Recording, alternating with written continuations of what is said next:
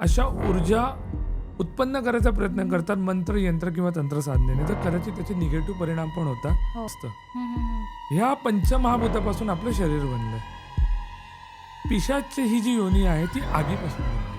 त्यावेळी आपल्याला ऋग्वेदामध्ये याचे काही संदर्भ आढळतात, अथर्ववेदामध्ये याचे काही संदर्भ आढळतात. मग महाभारत आलं, त्याच्यानंतर नीलकांती पुराण आलं, नीलम पुराण आलं. ते शंकराचं, गणपतीचं, उजव्या सोंडेच्या आणि पिशाच्याची काही मंदिरं होती.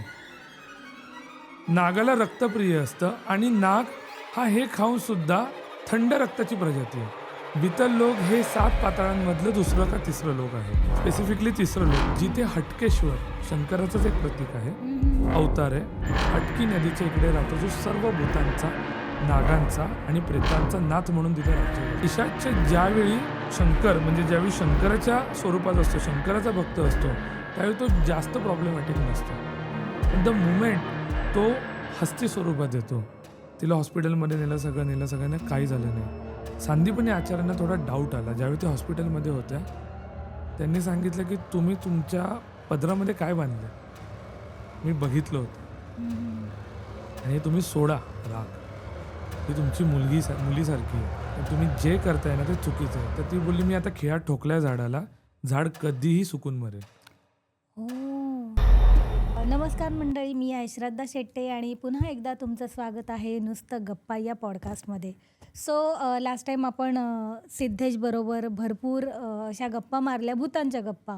बेसिकली त्याने आपल्याला खंडाळा, देन कुठे पनवेल, कळंबोली, बेलापूर, पुणे इथल्या भयानक अशा गोष्टी सांगितल्या होत्या. आणि आज पुन्हा एकदा सिद्धेश आहे आपल्यासोबत, अजून काही नवीन भूतांच्या गोष्टी सांगायला. तर first of all Siddhesh, welcome to नुसत्या गप्पा. येस, थँक्यू श्रद्धा मला परत बोलवल्याबद्दल. आय थिंक माझं एक अतूट नाटं झालंय आणि स्केरी पंपकिन नंतर परत नुसत्या गप्पावर आलोय आणि परत लोकांना घाबरवण्यासाठी उत्सुक झालोय. हॅलोवीन आत्ताच होऊन गेलं, सो मी विचार केला की परत एक छान गप्पा मारूया भूतांवर आणि लोकांना एक छान कथा आणि एंटरटेन करूया कथा देऊन. सो आता मला सांग की तू आज काय सांगून आम्हाला घाबरवणार आहेस?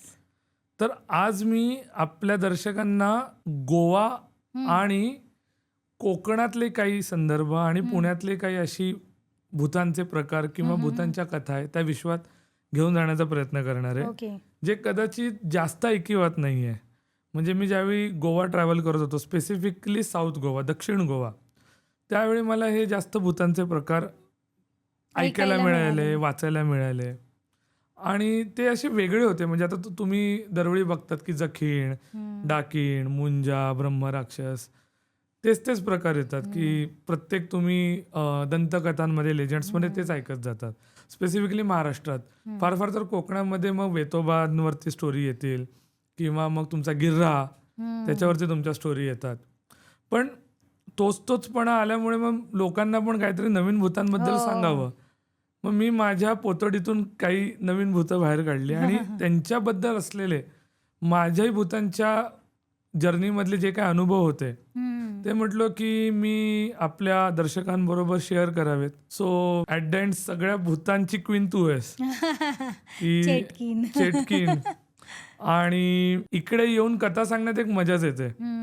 सो मी म्हटलो की हॅलोवीन नंतरच्या पूर्वसंध्येला इकडे येऊन स्वतःच्या कथा सांगाव्या आणि दर्शकांचं मनोरंजन करावं. तर मी जे कथा सांगणार आहे ती स्पेसिफिकली आता मी सुरुवात करेन पिशाच या गोष्टीपासून. आपण जो पिशाच विचार करतो की रक्त पिणारा किंवा असा ड्रॅक्युला सारखा असतो, तो हिंदू मायथॉलॉजी किंवा हिंदू स्क्रिप्चर्समध्ये नाही आहे. हा पिशाच पूर्णपणे वेगळा आहे. आपल्या हिंदू धर्मामध्ये किंवा सनातन धर्मामध्ये 84 लाख 84 lakhs योनी आहेत. बरोबर आहे. त्या जेव्हा आपण मार्गाक्रमण करतो त्याच्यानंतर आपल्याला मनुष्य जन्म भेटतो. मग आपल्यामध्ये 3 गण येतात, मनुष्यगण, देवगण, राक्षसगण. खूप जणांना माहित पण असतील ज्यावेळी तुमची पत्रिका तयार होते. मग त्याच्यामध्ये कुंडली येते, ग्रह येतं, शास्त्र येतं, गोत्र येतं, त्याच्यानंतर मग तुमचं नदी नाडी सगळे ती कुंडली बनवताना येतं. त्याला आपण ज्योतिषविद्या असं म्हणतो. बरोबर. ह्या ज्योतिषविद्या बरोबर एक ग्रहांतक असतं आणि एक पंचमहाभूत तत्व असतं. ह्या पंचमहाभूतापासून आपलं शरीर बनलंय. पिशाच्य ही जी योनी आहे ती आगीपासून बनली.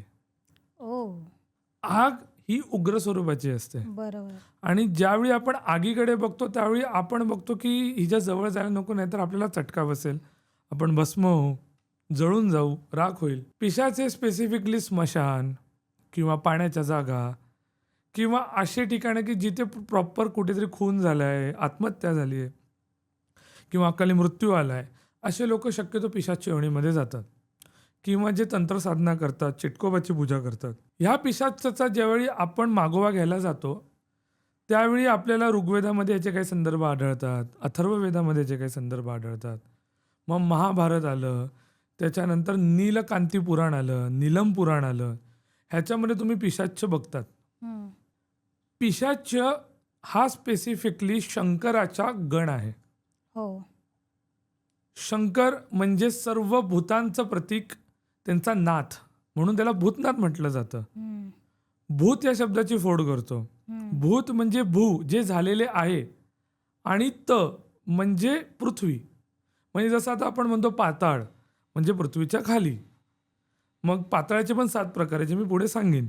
स्पेसिफिकली इकडे मला पिशाच्च सांगायचं तर ते भूत आणि खेत ह्यांचा राजा कोण, तर शंकर. हा जो भोला भंडारी आहे ह्याच्या गणांमध्ये जो राक्षस गणांमध्ये मोडला जातो, भूतगणामध्ये मोडला जातो, तो आहे पिशाच. पिशाच हा नागयोनीतला आहे. हम्म. पिशाचची स्पेसिफिक योनी नाही आहे, तो भूत गणाचा आहे आणि नाग योनीचा आहे. नाग का? कारण नाग हा मांस खातो, नागाला रक्तप्रिय असतं आणि नाग हा हे खाऊन सुद्धा थंड रक्ताची प्रजाती आहे. हम्म. म्हणजे तुम्ही नागाला ज्वालामुखीच्या इकडे ठेवा किंवा कुठेही ठेवा, नागाचं नेचरच थंड आहे. सो थंड रक्ताची प्रजाती, पण ती उग्र प्रतीचं अन्न ग्रहण करते. तसंच पिशाचाच आहे की त्याचा जो बेस आहे तो अग्नीचा आहे, त्याची निर्मिती अग्नीतून आहे. पण त्याचं जे वातावरण आहे, म्हणजे पिशाच आल्यानंतर टेम्परेचर कमी होणे किंवा थंड वाटणे किंवा तुम्हाला असं जाणवणे की काहीतरी अशी शक्ती की ज्याच्यामुळे तुम्हाला अशी नर्वस एनर्जी आली, हा पिशाच स्पेसिफिकली झपाटणे, पछाडणे या क्रियांशी संबंधित असतो. ज्यात माणसाला कच्चं मांस खाण्याची इच्छा होते किंवा स्वतःला ओरबाडणे किंवा रक्त पिणे अशा इच्छा आकांक्षांची निर्मिती होते. त्याला आपण पिशाच्च बाधा असं म्हणतो. हम्म. ज्यावेळी आपण पिशाच्च योनी संदर्भात बोलतो हम्म. त्यावेळी आपल्याला अर्थात नाग ह्याचा संदर्भ घेणे गरजेचं आहे. ओके. अर्थात नाग म्हणजे सर्व नागांचा अधिपती, हम्म. जो वितल लोकामध्ये राहतो. वितल लोक हे 7 पाताळांमधलं दुसरं का तिसरं लोक आहे. स्पेसिफिकली तिसरं लोक, जिथे हटकेश्वर शंकराचंच एक प्रतीक आहे, हम्म. अवतार आहे.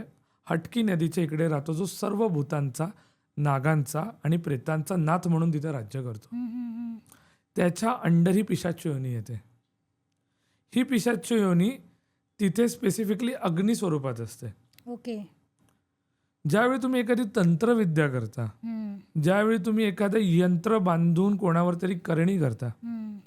त्यावेळी पिशाच्चला त्यातून बोलवलं जातं. हम्म. त्याला पिशाच्च बाधा असं म्हणतात. ते हस्तितंत्रामध्ये येतं. हम्म. पिशाच्च मत्स्यपुराणामध्ये पण सांगितलंय, अमरकोशामध्ये पण सांगितलंय. हो. अमरकोशामध्ये ज्यावेळी आपण जातो त्याच्यामध्ये खूप प्रकारचे भूत आहेत. म्हणजे किन्नर आले, यक्ष आले, त्यांचे प्रकार आले, मग भूत आले, खेत आले, डाकीन आली, जखीण आली. प्रत्येकाचं विवेचन आहे. पिशाच्याचं एक प्रॉपर विवेचन आहे त्याच्यामध्ये. ते पिशाच्याचं विवेचन असं आहे की पिशाच्च ज्यावेळी शंकर, म्हणजे ज्यावेळी शंकराच्या स्वरूपात असतो, शंकराचा भक्त असतो, त्यावेळी तो जास्त प्रॉब्लेमॅटिक नसतो. हम्म. पण द मुमेंट तो हस्ती स्वरूपात येतो, आणि हे खूप महत्त्वाचं आहे आता, जे आता मी मूळ कथेकडे वळतोय. हम्म. मी तुमच्या हिंदी पॉडकास्टमध्ये तांडव गणपतीबद्दल खूप काही सांगितलंय. हो. तांडव गणपती सारखंच एक उच्चिष्ट गणपती देखील असतो, हम्म. आणि उच्चिष्ट गणपतीच्या तंत्रसाधनेमध्ये हस्ती पिशाच्याची साधना असते. हम्म. ही ॲक्च्युली पॉझिटिव्ह, सकारात्मक ऊर्जेला आणि दुष्ट शक्तींचा नाश करण्यासाठी वापरली जाते.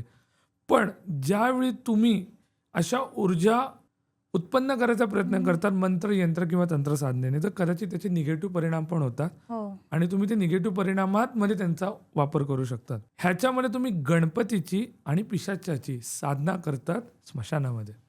अच्छा. आणि ह्याच रिलेटेड एक केस आमच्याकडे आलेली होती, आणि ही केस होती पुण्यामधली. हम्म. पुण्यामध्ये मी आधीच सांगितलं की 18 पेटा बसवलेल्या होत्या पेशव्यांच्या काळामध्ये. महाराजांच्या काळामध्ये कसबा पेठ होती. मी आता सांगतो पेठ शिवापूरबद्दल. पेठ शिवापूरमध्ये रास्ते सरदार जे गोपिकाबाईंचे बंधू होते. गोपिकाबाईंचे बंधू म्हणजे नानासाहेब पेशव्यांची जी पत्नी, त्यांचे हे बंधू.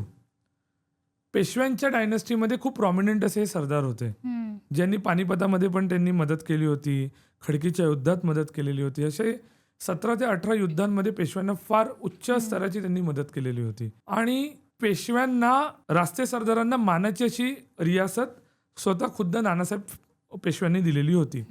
जिथे रास्ते सरदार राहण्यास आले तिकडे शंकराचं, गणपतीचं, उजव्या सोंडेच्या आणि पिशाच्याची काही मंदिरं होती. आणि त्यांनी तिथे नवीन पेठ वसवली आणि त्या पेठेचं नाव होतं रास्ता पेठ. पुण्यामधली जी दुसरी नळ योजना होती, म्हणजे नळाने पाणी आणणे, हे रास्ते सरदारांनी केलं. कोंढवा आणि वानवडी हा भाग खूप प्रसिद्ध आहे पुण्यामधून. तिथून नळाची त्यांनी लाईन घेतली आणि ती रास्ते वाड्यापर्यंत आणली. रास्तेवाडा हा प्रचंड टुमदार असा वाडा आहे आणि त्याच्याच अंडरमध्ये मग 28 गल्ल्या आणि 164 बोळ ह्याची निर्मिती होऊन पेठ शिवापुराची रास्ता पेठ झाली. ओके. याच रास्ता पेठेमध्ये आत्ताच्या काळात टकार गल्ली म्हणून त्याचं नाव आहे. टकार गल्ली का? कारण तिथे कोंबडी असतील, बकरे असतील, यांचे मांसाचा व्यवसाय केला जातो. त्याच्या आधी तिकडे एक आळी होती, त्या आळीचं नाव होतं खबीस आळी. आता तुम्ही विचारताल खबीस काय असतो रे बाबा? खबीस काय असतो? तर आफ्रिकन दर्यावर्दी जे होते, ज्यांनी मुस्लिम धर्मामध्ये धर्मांतरण केलं होतं आणि ते दर्यावर्दी जहाजातून भारतात आले आणि त्यांनी स्पेसिफिकली मुघल आले किंवा आदिलशाही आली, निजामशाही आली, अशा शाह्यांसाठी स्वतःची सरदार म्हणून काम केलं किंवा as a commander in chief म्हणून काम केलं किंवा ॲज अ सैनिक म्हणून काम केलं. अशा लोकांना हबशी असं म्हणायला लागले.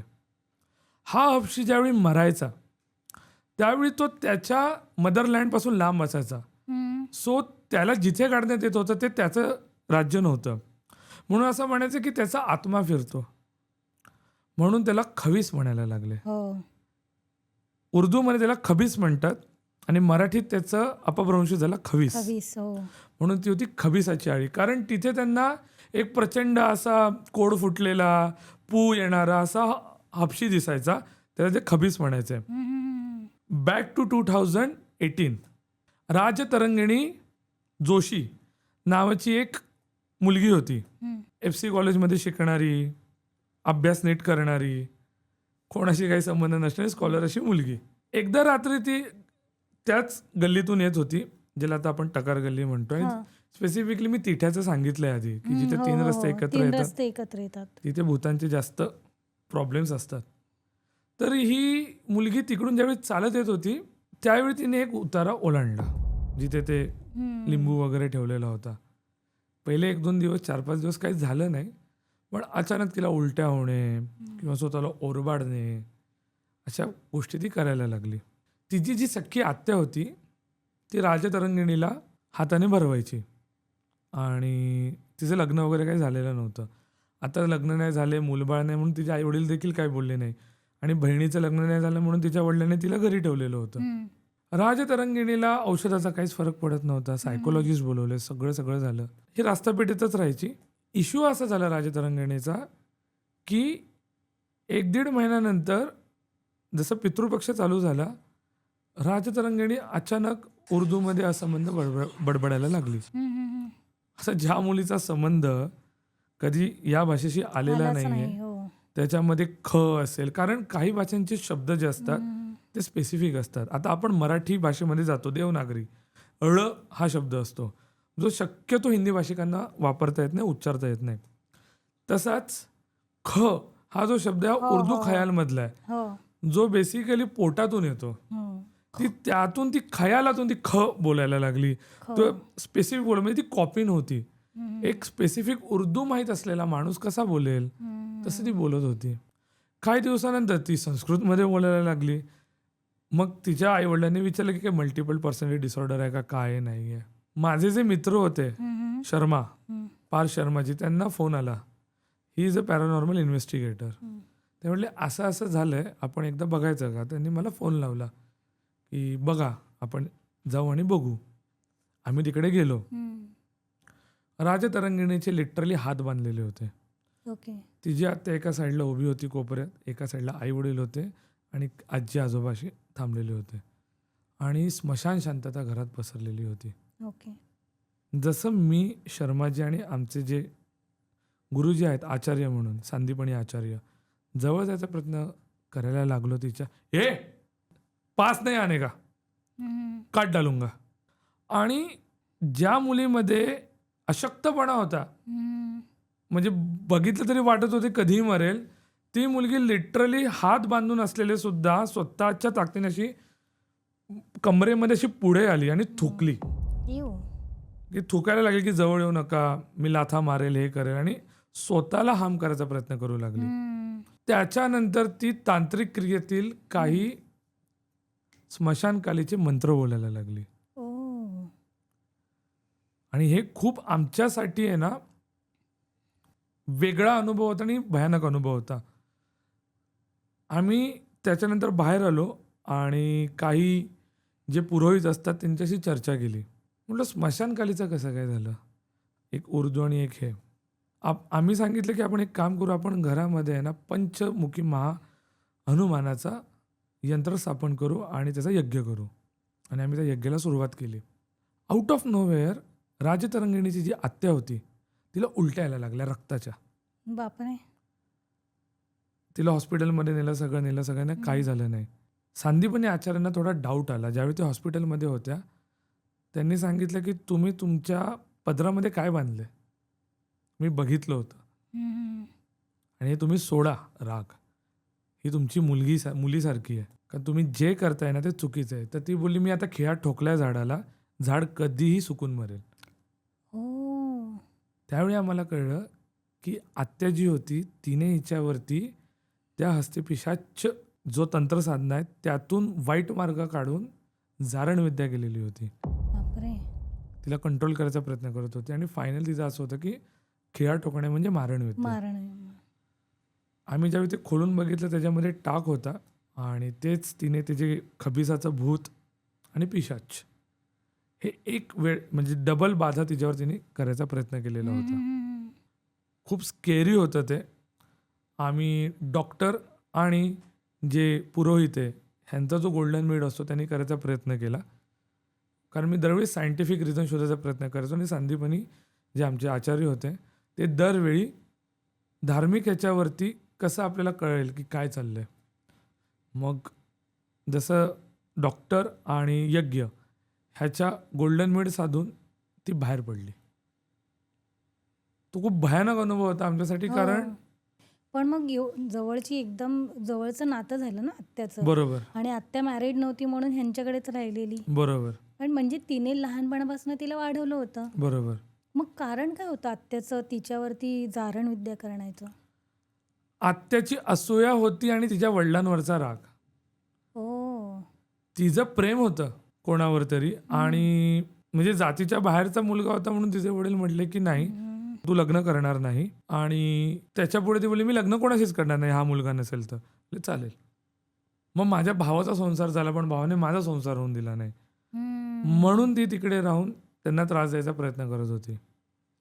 तो भाऊ आणि बहिणीवर चालला नाही पण मुलीवर चालला. तर तिला असूया आणि राग होता जो तिने मनात ठेवलेला होता. हे होतं खूप खालच्या पातळीचं कृत्य आहे. हो, म्हणजे तिलाही शेवटी रक्ताच्या उलट्याच झाल्या. जसं हनुमानाचा आम्ही यज्ञ चालू केला. हो, असं म्हणतात की जे लोक हे सगळ्या गोष्टी करतात, आपण कोणावर करणी करतोय, जारण करतोय, मारण विद्या करतोय, तर ते अल्टिमेटली त्याचं साईड इफेक्ट भोगायला लागतात. खूप भोगावे लागतात. भयंकर आहे. भयंकर आहे. आता आपण गोव्याकडे येऊ. मी जसं सांगितलं की पिशाचची जी योनी ती अग्नीच्या तत्वापासून बनलेली आहे. पंचमहाभूतामध्ये तर पृथ्वी, वायू, अग्नी, तेज, आप, आकाश, अग्नी. बरोबर. काही जलमिश्रित पण भूतं असतात, म्हणजे जलस्थायी, म्हणजे आपण त्यात साती आसरा म्हणू शकतो, ज्याच्यावर पण खूप जण बोलून गेलेत.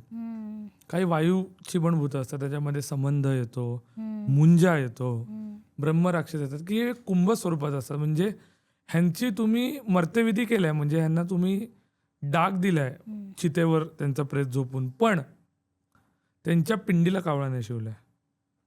हे वायू श्रेणीत येतात. गोवा आपण ज्यावेळी बघतो तर गोवा स्पेसिफिकली जे आहे ते कोकणाच्या साईडचं.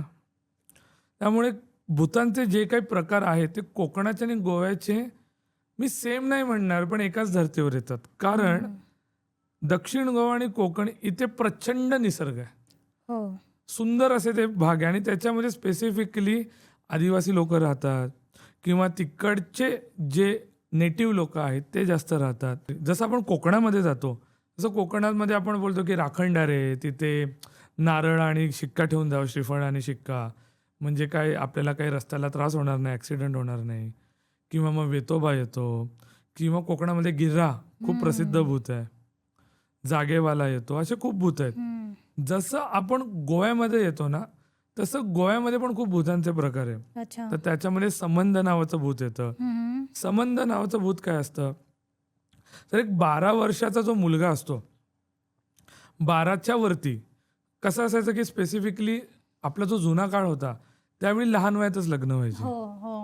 आता लहान वयात लग्न व्हायची त्यामुळे कसं व्हायचं की मुलगा जो असतो तो आईबाबांकडे राहायचा त्याच्या, आणि मुलगी जी असते वयात येऊस्तोवर त्यांच्या आईबाबांकडे. तर वयात येण्याचे त्यावेळीचे प्रकार वय 14 वर्ष असायचं आणि मुलाचं 16-17 वर्ष असायचं. ह्या पिरियडमध्ये जो माणूस मेलाय मुलगा 14 ते 17-18 वर्षामध्ये, आता त्याचा असं झालंय की त्याचा संसार होणार आहे. त्या संसाराच्या अभिलाषापायी तो वाट बघतोय बायकोची, पण तो मेला. तर त्याच्या सांसारिक इच्छा राहिल्या. म्हणजे मरण्याचे प्रकार कोणते, तर तो जळून मेला.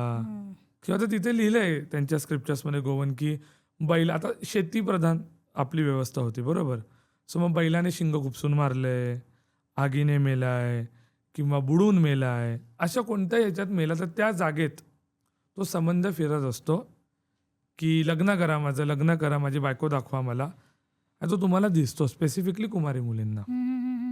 संबंध नावाचं जे भूत असतं ना ते खूप म्हणजे गोवन स्क्रिप्चर्सनुसार ॲग्रेसिव्ह असतं. हे भूत ज्यावेळी झपाटतं त्यावेळी ती सिरियस अशी बाधा आहे असं कन्सिडर करण्यात येतं. मग त्याच्यासाठी खूप तुम्हाला गोष्टी कराव्या लागतात, यज्ञ, मंत्र, तंत्र, यज्ञ असं सर्व तुम्हाला करावं लागतं. हे झालं संबंध. संबंधानंतर मी पुढच्या भूताकडे येतो. त्या भूताचं नाव आहे खेत्री. खेत्री. येस, हे पण गोव्याच्याच रिलेटेड भूत आहे. ओके. हा जो खेत्री आहे ना, हा खेत्री स्पेसिफिकली लग्न न झालेला मुलगा आहे. लग्न न झालेला, लग्न झालेला. लग्न न झालेला. ओके. संबंध आहे ज्याचं लग्न झाले पण तो बायकोला भेटू शकला नाही. खेत्री जो ज्याचं लग्नच झालं नाहीये पण त्याला कुठेतरी असं वाटते की लग्न नाही झालं म्हणून तो चिडला. त्याचे खूप छान कॉन्सेप्ट आहेत तिथं. सेमच मरण्याचे त्याचे प्रकार आहेत, त्यातून तो लोकांना झपाटतो. खेत्री या संबंधापेक्षा कमी ॲग्रेसिव्ह असतो. तो त्याच्या एरियात राहतो, पडकावाडा असेल, विहीर असेल, तुम्ही तिकडे जाऊन त्याला फक्त छेडू नका किंवा तिकडे जाऊन त्याला ओकसू नका की आम्हाला या तंत्रामंत्रामध्ये मदत कर, ह्याला झपाट त्याला झपाट, तो काही करणार नाही. खेत्री हा शांत स्वरूपाचा आणि चांगल्या नेचरचा भूत असतो जो वेताळ बाबाला मदत करत असतो. त्यामुळे खेत्रीची ज्यावेळी बाधा होते, स्पेसिफिकली होत नाही खेत्रीची बाधा, पण जर झालीच तर ती ॲज अशी सिरियस समजण्यात येत नाही. आता ह्याच्या पुढच्या भूताच्या प्रकाराकडे येतो, निमो. निमो. येस, निमो नावाचं एका लहान मुलाचं भूत आहे. 1 ते 5 वर्षाचा मुलगा. आता होतं काय की त्याला माहीत नसतं तो मेलाय. मग तो घरात इकडे तिकडे पळणार, आईला दिसणार, म्हणजे धरून धर तो 6-7 महिन्याचा बाळ आहे आणि ते मेलं, पण त्याचा आत्मा वाढतोय. म्हणजे तो टाइम लूपमध्ये फसलाय की तो 6 महिन्याचा, तो 1 वर्षाचा झाला, त्याला माहित नाही त्याच्या आत्म्याला, तो वाढत चाललाय, 5 वर्षाचा झालाय, 5व्या वर्षी त्याची वाढ थांबते. मग त्याला एवढंच कळतं की आई बाबा आणि घर, मग तिकडे तो पळत असतो. त्याचा तुम्हाला भास होतो, त्याचा आभास होतो, पण तो ॲज सच कोणाला त्रास देत नाही. हार्मलेस गोष्ट आहे हा कसा आहे म्हणजे तो अडकलाय, म्हणजे त्याला आई वडिलांबरोबर राहायचं, दॅट्स इट. आता थोडे ना सिरियस भूतांकडे येतो. खूप भयानक एक भूत आहे गोव्यामध्ये, ज्याच्यावर एक पुढे मी कथा पण सांगणार आहे. ते भूत आहे सटी. सटी. सटी. ओके. प्रचंड भयानक भूत आहे. जसं आपण बोलतो ना जखीण किंवा डाकीण किंवा हडळ, की आपण घाबरतो या भूतांच्या प्रकारांना, तशी इथं सटी येते. हम्म, हम्म, सटी ही लग्न झालेली मुलगी, पण पिरियड्स नाही आले, नहाण नाही आले तिला. त्याच्या आधी ती मेली आहे. म्हणजे जशी ती आईवडिलांकडे गेली आहे हम्म. की मॅच्युअर्ड नाही आहे म्हणून आता आईवडिलांना लग्न झाले फक्त, पण जशी मोठी होईल तशी पाठवा. ही स्पेसिफिकली कधी भूत होते, ज्यावेळी खेळताना पडली किंवा जळून मेली किंवा विहिरीत बुडून मेली. ह्यांचा प्रॉब्लेम असा असतो की ह्यामध्ये कुठेतरी अडकलेले असतात लहानपणामध्ये पण, आणि लग्न झाल्यामुळे त्या समाजाकडे ढकललेले असतात की त्यांच्यावर असे कर्म लादलेले असतात की तुला आता हे शिकावं लागेल. स्पेसिफिकली मुलींना काय ठेवायचं आईवडिलांकडे, जेवण शिक, हे कर ते कर. तर तिला तिच्या स्वतःचं असं काही नसतं. तिला हेही माहीत नसतं की ती मेली आहे. हम्म.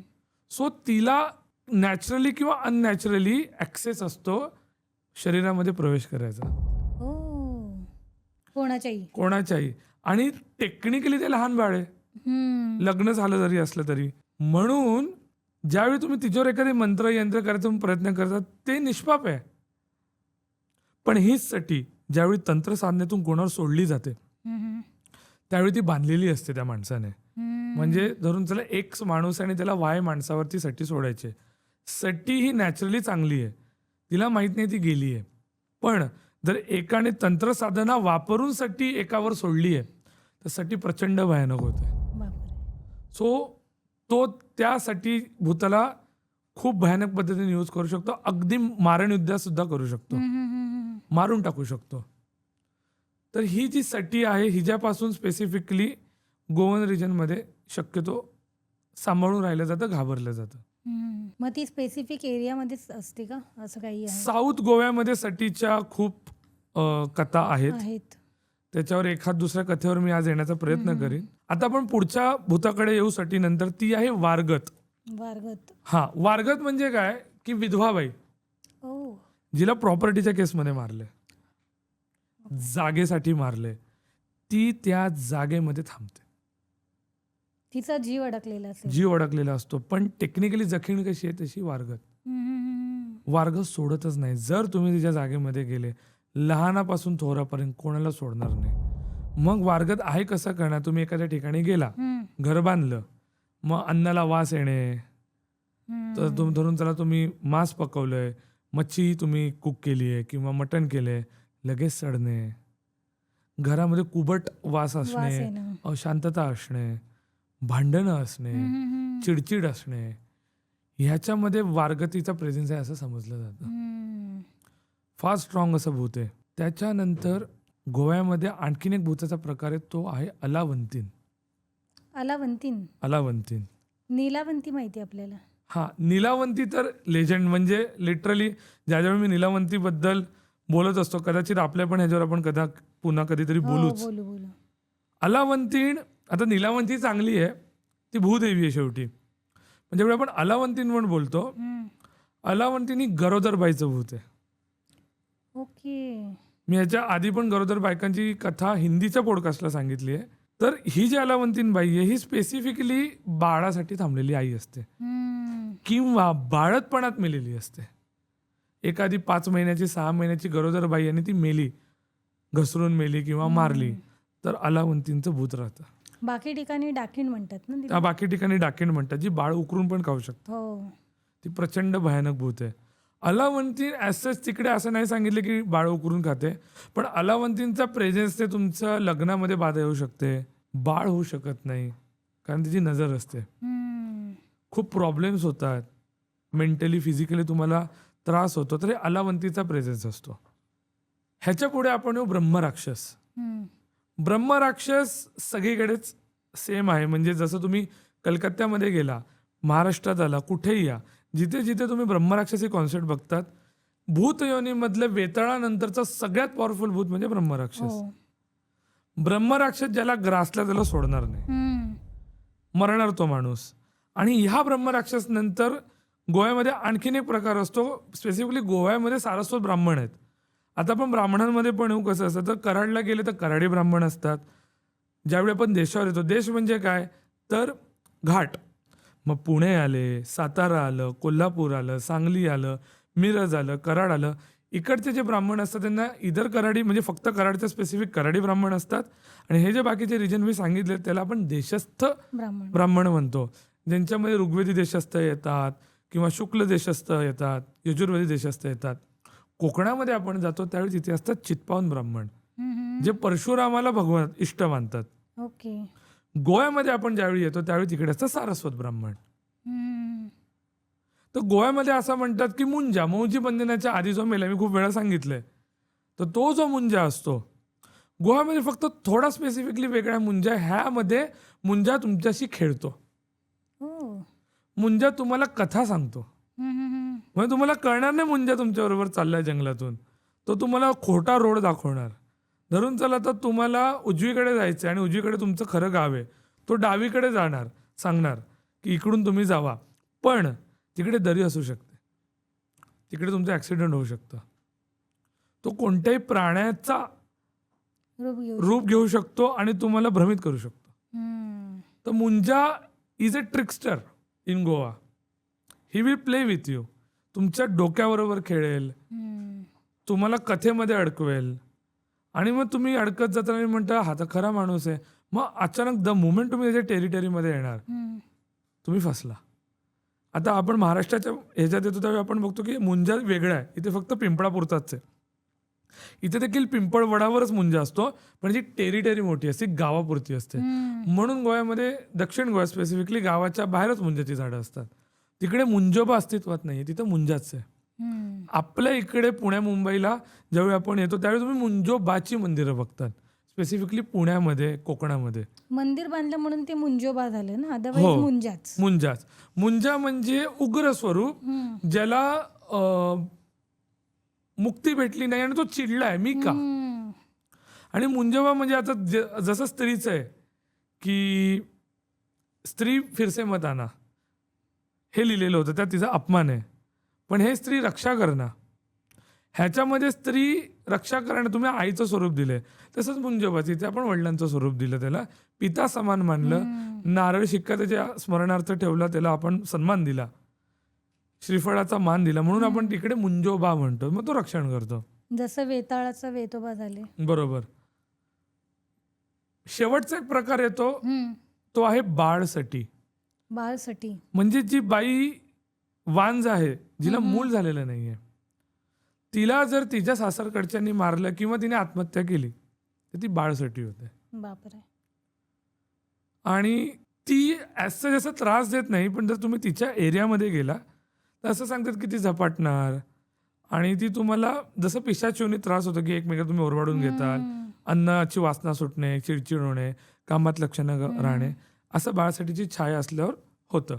ओके. तर असंच एक केस आली होती, स्पेसिफिकली मुंबईमधली म्हणण्यापेक्षा ठाण्यामधली केस आहे. मी आता बिल्डिंगचं नाव नाही सांगणार, पण राम मारुती रोडला ही झालेली गोष्ट आहे. ओके. खूप प्रसिद्ध एरिया तुमच्या ठाण्यामध्ये. आम्हाला अचानक एकदा फोन आला की असं असं असं असं आहे. तर काय असं असं आहे, तर एक 32 वर्षाचा माणूस होता, लग्न झालंय, बायको आहे, मुलगी आहे, सगळे त्याला घरामध्ये. विजय वासुदेव फडके त्या माणसाचं नाव.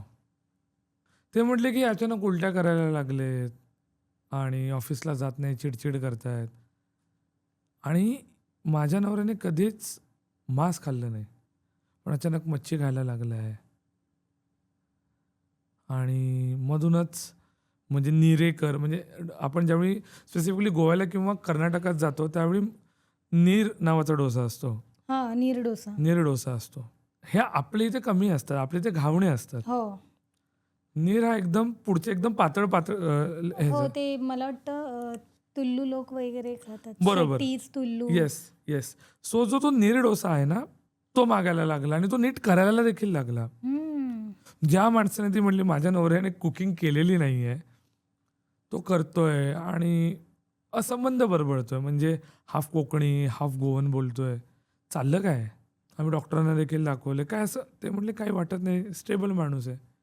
आम्ही विजयला भेटायला गेलो, आम्ही बसलो, आमच्याशी छान गप्पा मारल्या, माझ्याशी बुद्धिबळ देखील तो खेळा, चेस खेळा, आमची सेम टीम गेली तिकडे.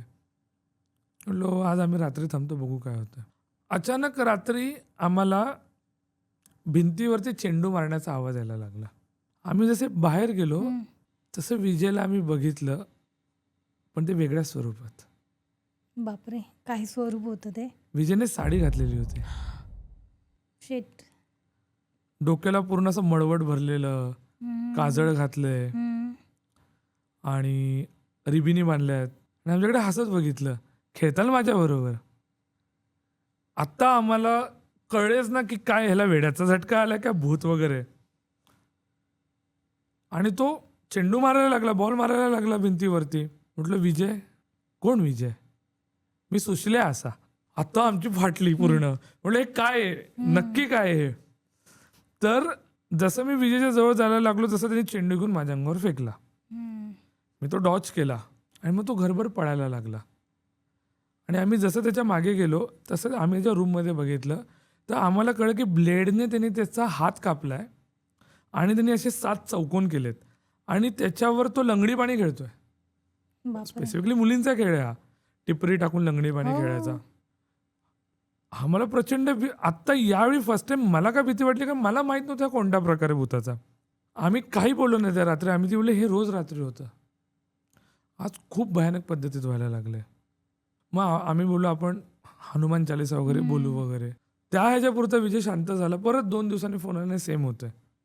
मग आम्ही त्याला गाणगापूरला घेऊन जायचा सल्ला दिला आणि ते गाणगापूरला ते गेले. तिथे आम्हाला कळलं की त्याला सटीने ग्रासलंय.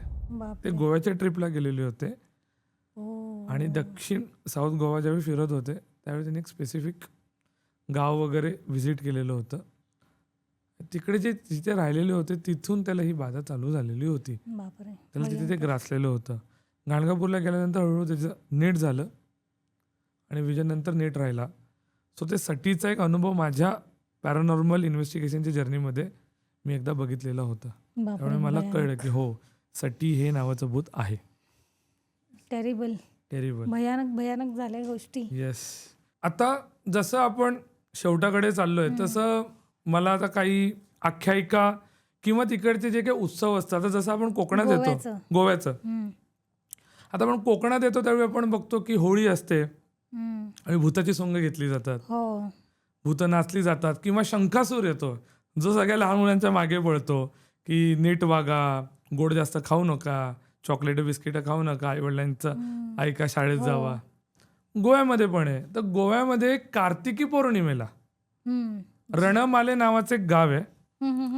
तिकडे रामायण म्हणजे आपली रामलीला असते ती साजरी केली जाते. रामलीलेच्या अर्धा तास आधी तिकडे भूताची सोंग होऊन नाचलं जातं. आणि ते जी भूताची सोंग घेऊन ते लोक नाचतात ना, ते एका कारो झाड आहे तिकडे, कारो नावाचं झाड आहे, त्याच्या अवतीभोवती नाचतात. सो तिथे असं का असं कारोच्या, आता आपल्यात कसं पिंपळ आहे तिकडे कारो झाड आहे. अच्छा. तर तिकडे तो भूत नाचतो आणि म्हणतो की माझं झाड आहे, ही माझी टेरिटरी आहे. म्हणजे तिकडे पण भूतांचे रिलेटेड उत्सव आहेत. म्हणजे तर आपल्या पितूर पंधरवड्यात पण म्हणतात की खूप अष्टमीला किंवा आपल्या नवरात्रीत अष्टमीला पण खूप प्रचंड प्रकारचे ब्लॅक मॅजिक होतात. पितृ पंधरवड्यात पण आपण खूप उतारे ठेवतो आणि आपण पितरांना पोचतो. बरोबर आहे. पितर हे पण भूतयोनीतलेच झाले, पण आपण पुजतो कारण ते आपले पूर्वज आहेत. बरोबर. ते आपले प्रोटेक्शन करतात. बरोबर. गोव्यामध्ये हे जे आहे ते अशी खूप छान प्रथा आहे. सो रणमाले जे आता मी गोव्याचं सांगितलं, साऊथ गोव्याचं, आणखीन एक गाव आहे गोव्यामध्ये, साऊथ गोव्यामध्ये, वरसाई. हे जे वरसाई गाव आहे ना, तिकडे खूप पवित्र असा तलाव आहे. तिकडे ते म्हणतात की तुम्ही टच करू नका. ही वरसाई गावाची असं काही स्पेसिफिक टाइम मध्ये की म्हणजे कधीच तिकडे टच नाही करायचं असं आहे? तिथे एक नियम आहेत की असं मानण्यात येतं की तिथे जलदेवता आहेत किंवा कोकणामध्ये अशी मान्यता आहे की जलपरी असू शकतात. तर अशी एक कथा मी ऐकली काही गोवन मित्रांकडून जे पॅरानॉर्मल इन्व्हेस्टिगेशन करतात. ते म्हटले दिस इज नॉट अबाउट वरसाई गाव. वरसाई गाव तसा पवित्र तलाव आहे. या कथेची पार्श्वभूमी म्हणून मी हे सांगितलं. तर ते म्हटले होते की मुंबईवरूनच एक पंकज नावाचा व्यक्ती आलेला होता आणि गोव्यामध्ये XYZ तो गावामध्ये गेलेला. मी गावाचं नाव आता नाही सांगणार इथे. सो जसा तो त्या गावामध्ये गेला ना, त्यांनी सांगितलं होतं की सर ह्या फक्त तलावाच्या आसपास जाऊ नका, हा प्रोटेक्टेड तलाव आहे, जलदेवता इथे असतात आणि स्पेसिफिकली रात्री जाऊ नका. एक 2 ते 4च्या दरम्यान तुला काही नसतं, मी त्याच टायमाला जाणार. हा बाबाजी 3-3:30ला तिथे गेला, पोहला.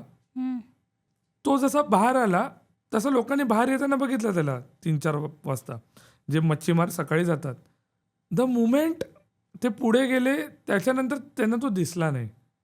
2-3 दिवसांनी त्यांना जंगलामध्ये बेशुद्ध पडलेली त्याची त्यांना बॉडी दिसली. म्हणजे बेशुद्ध होता की मेलेला नव्हता, बेशुद्ध होता.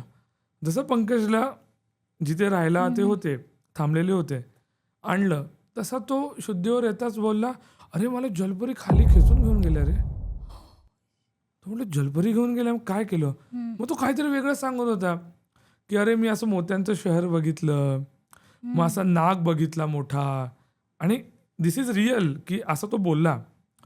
आणि तो जो नाग होता त्याच्या डोक्यावर मणी होते, आणि तिकडे असे वेगळेच प्रकारचे मी प्राणी बघितले की मी कधीच बघितलेले नाही. खूप प्रकाश बघितला, आणि मग मी असं वेट्टोळं घातलेला एक खूप मोठा नाग, आणि त्याच्यावरती आहे ना त्रिशूळ धरलेला एक माणूस बघितला. म्हणजे पूर्ण तो टकला होता आणि फक्त शेंडी होती त्याला, हातामध्ये त्याच्या खूप मोठी अशी कडी होती. आता एवढं त्यांनी सांगितलं, कदाचित म्हटले ताप आला होता, बरळत असेल. ते म्हटलं तू झोप, आपण उद्या सकाळी भेटू. जसे ते मित्र सकाळी त्याला बघायला आले दुसऱ्या दिवशी, पंकज मेलेला होता. बापरे. काही कळलंच नाही ना पंकज मेला कसा. आधी तो म्हणतो जलपरी वगैरे. मग गावच्यावाल्यांनी सांगितलं, आम्ही सांगत होतो की तुम्ही तिकडे जाऊ नका, असं झालंय खूप वेळा. सो काही कथा अशा असतात ना की तुम्ही त्यांच्या कथा म्हणूनच आनंद घ्यावा, तुम्ही त्याला चॅलेंज करू नये. बरोबर आहे.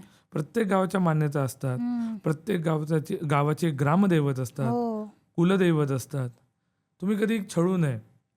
साती आसनाचं पण तेच येतं की उगाच सांगितलं नाही की तुम्ही, किंवा आता तुम्ही बघायला गेले तर सटवाई नावाची देवी आहे, तिची पण पूजा केली जाते, कारण ती प्रोटेक्टर आहे टेक्निकली. तुम्ही अशा उग्र देवतांचा अपमान नाही करू शकत. त्यांनी पंकजने तो केला, त्यामुळे कदाचित त्याला हे बघावं लागलं. बरोबर आहे. तर अशा काही गोव्याच्या कथा होत्या, काही पिशाच योनीतल्या कथा होत्या, जे मी दर्शकांना सांगण्याचा प्रयत्न केला. आता तू बोलला जसं आपण हॅलोवीन सेलिब्रेट करतो, बरोबर. म्हणजे खरं तर तो फॉरेनचा कॉन्सेप्ट आहे, पण आता इंडियातही होतो आजकाल, शाळांमधून सुद्धा व्हायला लागलेला आहे. बरोबर. आणि म्हणजे मी पण सध्या रिसेंट एक गोष्ट माझ्या ऐकण्यात आली की मध्य प्रदेश, झारखंड आणि आय थिंक उत्तर प्रदेश, बरोबर, तर हॅलोवीनच्याच वेळेला कार्तिक पौर्णिमा जी असते तेव्हा तिथे सुद्धा एक तेसू म्हणून एक काय म्हणतात उत्सव सेलिब्रेट केला जातो. त्याच्यामध्ये काय करतात ते लोक, लाकडाचे चेहरे आणि 3 काठ्या असतात त्यांना, बॉडी म्हणून 3 काठ्या असतात, आणि लाकडाच्या चेहऱ्याचा एक मुखवटा बनवला जातो, असं ते ती मूर्ती बनवली जाते लाकडाची, आणि त्याची पूजा करतात. आणि ती मुलं घरोघरी जाऊन एक गाणं म्हणतात, तेसूचं गाणं असं बोलतात त्याला, ते गाणं म्हणतात आणि मिठाई मागतात, गिफ्ट मागतात. Okay, trick or treat. Yes. Okay. आणि असं म्हणतात की त्यांचा मुलगा, मला आता नाव आठवत नाहीये, तर त्यांचं एका मुलीवर प्रेम होतं. ओके. पण मग ते काही सक्सेसफुल झालं नाही आणि ती मेली. अंजन पर्व, घटोत्कचाच्या मुलाचं. सो मग त्याच्यानंतर त्याचा पण मृत्यू झाला, असं काहीतरी त्याच्या मागची स्टोरी आहे. तर ती जी स्टोरी आहे ती इनकम्प्लीट आहे, लव्ह स्टोरी आहे बेसिकली, ती इनकम्प्लीट आहे. सो तिकडे अशी मान्यता आहे की त्या दिवशी हे लोक त्या मूर्त्या बनवतात, त्यांना घेऊन फिरतात, घरोघरी मिठाई आणि गिफ्ट्स मागतात, लोक त्यांना देतात, तेसूचं गाणं बोलतात. बरोबर. आणि असं मान्यता आहे की ते त्या दिवशी त्या दोघांची आत्मा एकमेकांना भेटायला येते.